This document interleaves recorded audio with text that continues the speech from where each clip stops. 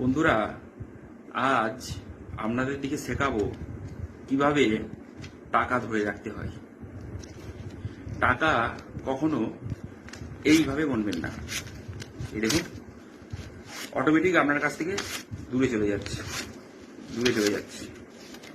টাকা সব সময় গুনবেন এইভাবে করে।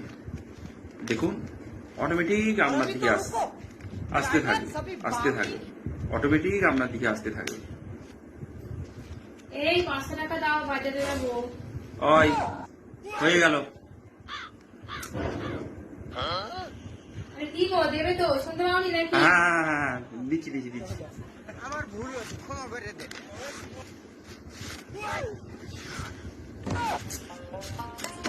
দাও এই নাও।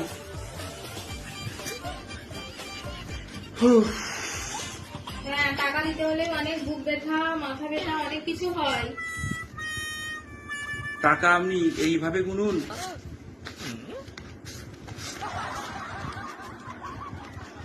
আরে এইভাবে গুনুন, যেভাবেই গুনুন, অন্তত বইয়ের সামনে গুনবেন না।